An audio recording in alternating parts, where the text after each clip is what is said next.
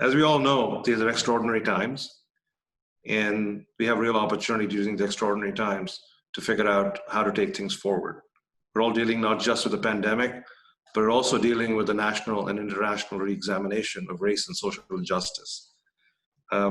These events today have the opportunity of changing how we think about ourselves as society and how we think about everything that happens around us.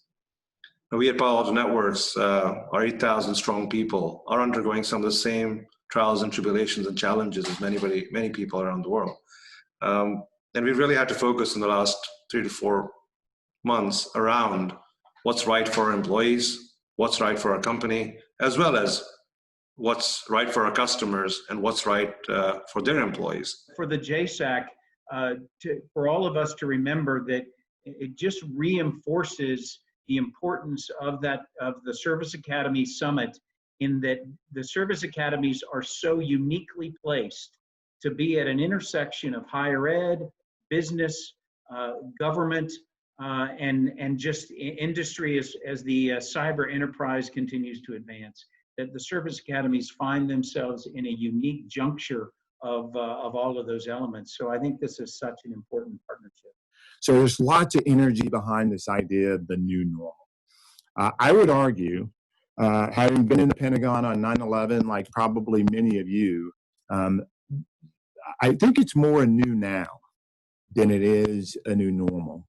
And so as we look forward, so new normal is kind of what we did after 9/11. On the next day, there were some things that we have adopted and we still do today.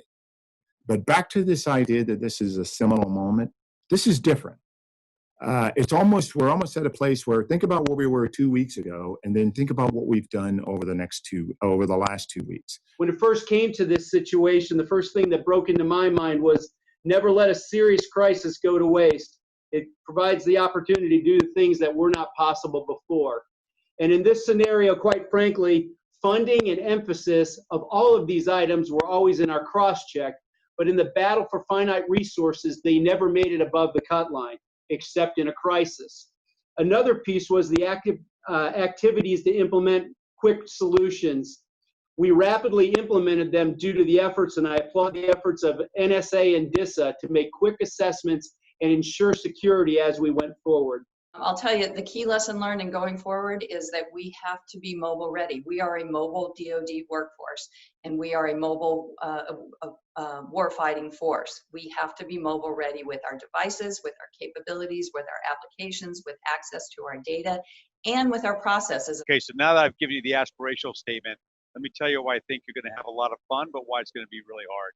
I think what we've been talking about here is you need to deliver for us in a very assured and confident, authoritative way, global, mobile, secure, wireless, independent of spectrum and protocol. You need to do that because in the maneuver dimension, where we need to deliver fires across a wide front, it is going to be about decision to do so. That decision is going to be driven by data, and that data is important as we cross into, if we are called to do so as a department and as a joint force, the lethality boundary. And we need that data to be authoritative, and we need that to be confident, and we need that to be trusted.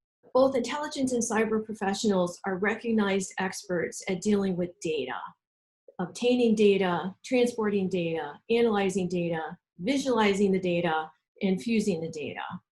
With our Chief Data Officer, we're developing better ways of using data to drive enterprise decision-making. The pilots that have been ongoing with respect to how DoD is going to roll out zero trust attributes and then full capability have been, I'd say, put on the launching pad now, and those ideas are now being accelerated. And what I would ask from industry and others as we go forward is continue to do that. Look for where we know that there are deficiencies and potential deficiencies, and put in capability for the future, and leave it dark, because this is going to happen again. Well, this has been another fantastic session. I'd like to thank all of our distinguished panel members, as well as Nikesh and General Silveria for their leadership today. We also appreciate the commitment, tremendous support from all of our participants as always. We value these summits as a very unique venue for exchanging ideas and building trusted relationships between public and private sectors to pursue solutions to the challenges that our nation faces in the cyber domain.